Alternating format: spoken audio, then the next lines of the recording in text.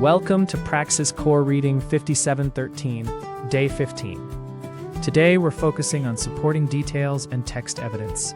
Remember this simple rule. Don't choose the answer that simply sounds right. Choose the answer the passage proves. Question 1. Let's begin.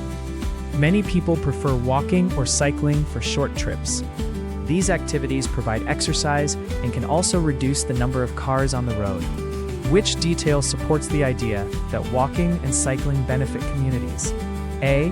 They are only useful for long trips. B. They reduce the number of cars on the road. C. People never use cars.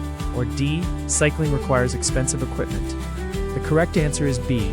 They reduce the number of cars on the road. The passage directly states that walking and cycling can reduce the number of cars on the road. Question 2. Now, question 2. Reading fiction can help readers understand different perspectives. By experiencing stories from different characters' points of view, readers may develop greater empathy. Which statement is supported by the passage? A. Fiction is only useful for entertainment. B. Reading fiction may help people develop empathy. C.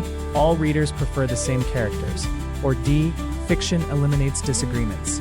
The correct answer is B. The passage directly connects reading fiction with understanding different perspectives and developing empathy. Question 3. Here's the final question. Community gardens provide residents with opportunities to grow fresh vegetables. They can also bring neighbors together and create shared spaces in urban areas.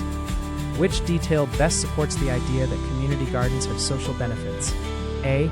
Residents grow vegetables. B. Gardens require soil.